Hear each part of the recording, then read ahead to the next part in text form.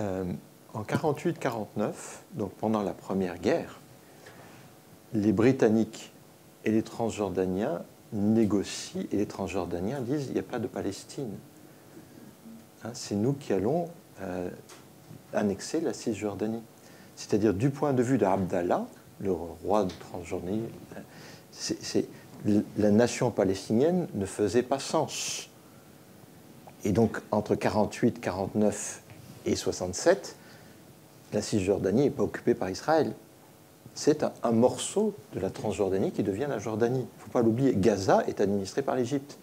Donc, il faut bien voir que, non pas les populations, je ne parle pas des populations, mais les acteurs gouvernementaux, les régimes, se sont servis de la cause palestinienne comme une variable d'ajustement et pour leur politique extérieure et pour leurs intérêts intérieurs.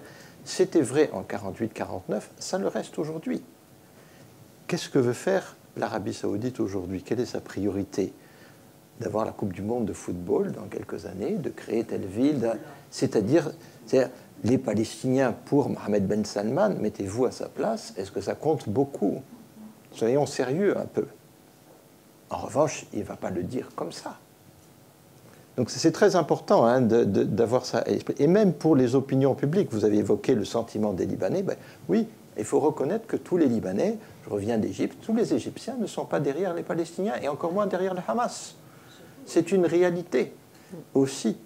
Donc il faut reconnaître cette réalité-là pour comprendre ces acteurs-là. Ça, c'est le premier point. Le deuxième point, sur 2005-2006.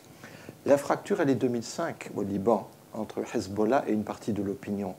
Ce sont les manifestations de mars 2005, après l'assassinat de Hariri.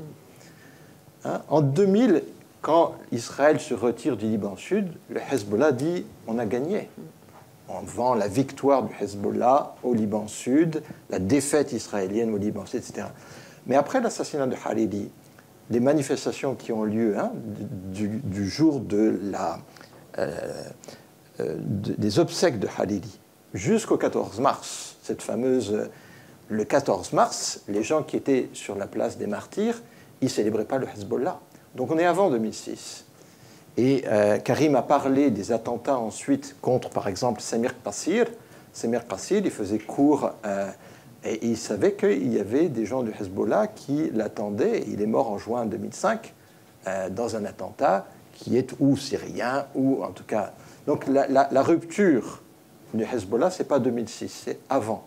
Et elle s'est aggravée en 2008. Donc je pense que c'est très important dans l'histoire nationale libanaise de noter ce point-là pour les divisions intra-libanaises. Dernier point, il y a bien sûr du Hamas au Liban.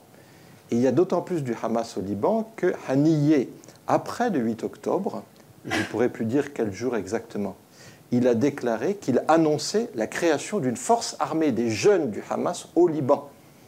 Et Karim, tout à l'heure, a parlé des attaques du Hamas depuis le Liban Sud. C'est-à-dire qu'au Liban Sud, il n'y a pas que le Hezbollah comme force armée. Il y a du djihad islamique et il y a du Hamas au Liban Sud. Et le Hezbollah laisse plus ou moins faire. Donc il y a bien du Hamas au Liban.